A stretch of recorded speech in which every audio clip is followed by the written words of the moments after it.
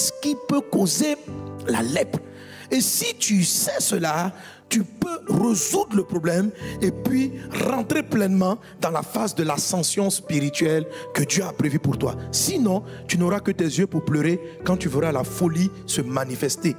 Alors tout se trouve dans la réaction que tu as face à ce que tu penses être une injustice ou un mauvais comportement d'un supérieur. Tout se trouve là. Le déclenchement de la lèpre se trouve dans ton attitude vis-à-vis de quelqu'un ou quelque chose que Dieu a établi sur toi.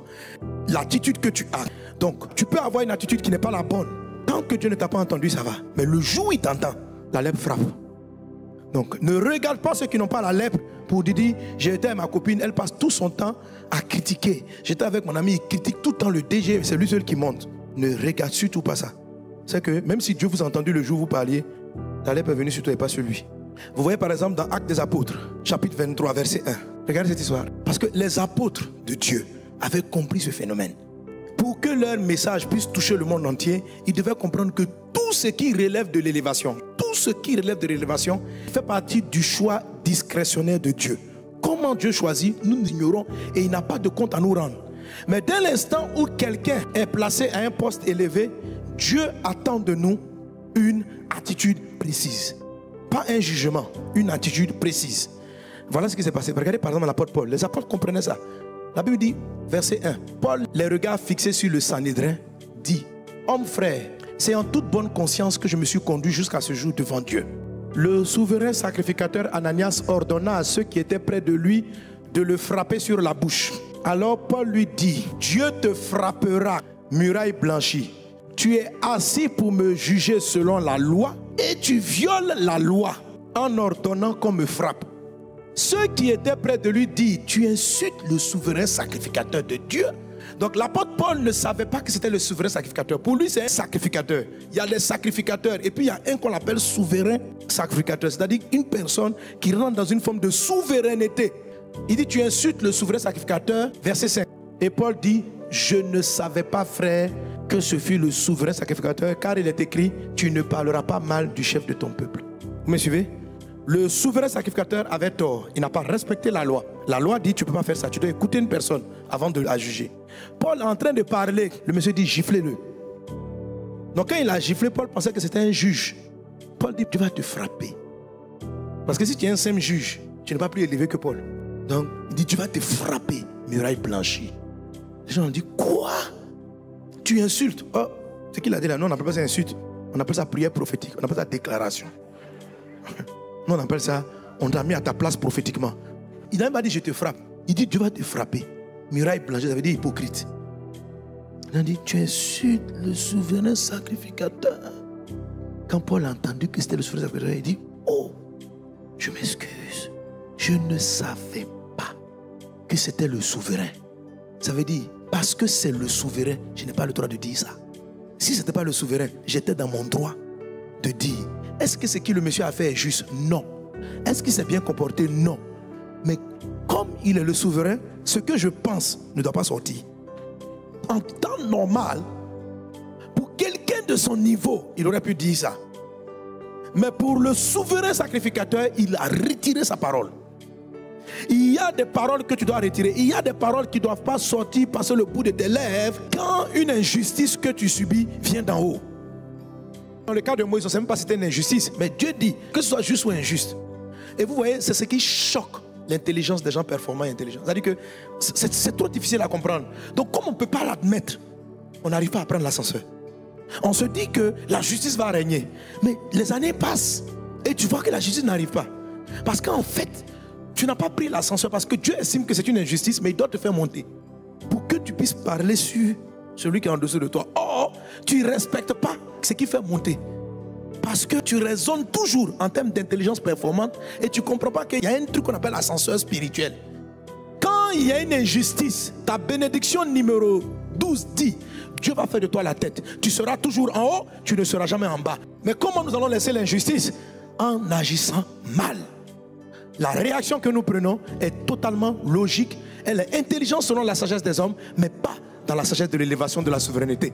Tu dois corriger. Il y a une autre école qui manque à ton catalogue. Et cette école absente te crée des problèmes. La lèpre vient gangréner tes finances, ta vie, ton travail, ton avancée, ta promotion. La Bible dit de faire attention. Alors comment on fait attention à la lèpre? Comment savoir qu'elle est présente? Lévitique chapitre 13, verset 45. Chaque phrase ici, chaque mot rattaché au lépreux a un sens spirituel. Lévitique 13, 45 dit quoi?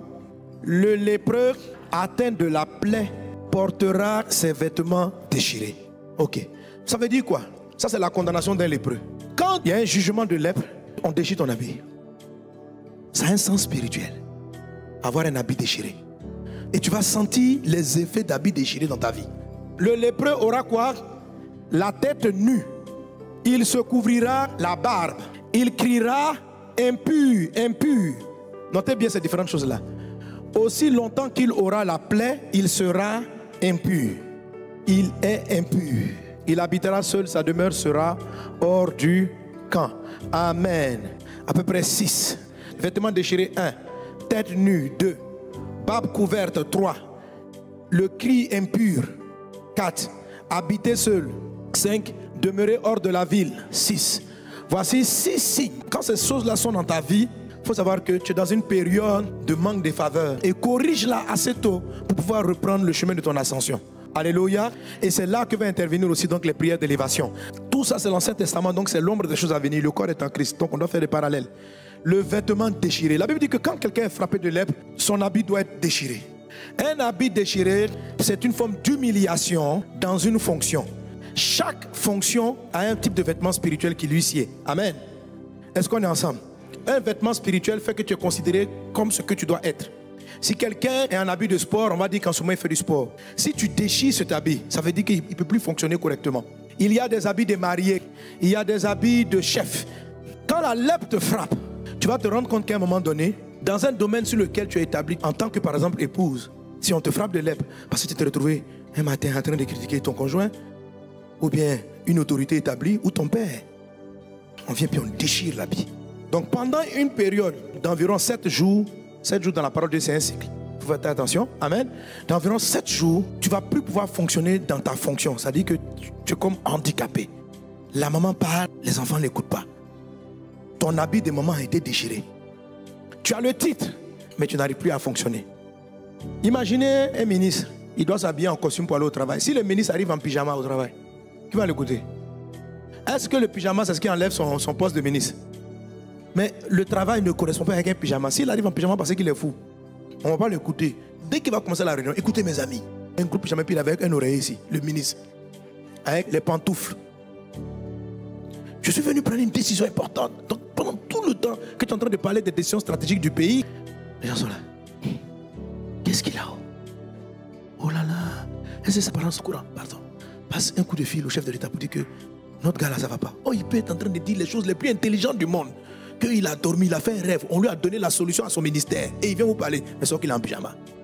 Ou bien la mienne shot de football. Les magres de football. Il arrive, je vais vous expliquer la stratégie du changement. Son habit est déchiré. L'habit déchiré fait que tu ne peux pas fonctionner. Ce n'est pas lié à ton poste. On n'a pas dit on a enlevé ton poste. Mais dans ton poste, tu ne vas pas marcher. Un papa qui a un habit déchiré de papa, c'est comme si auprès de ses enfants, il n'est pas papa.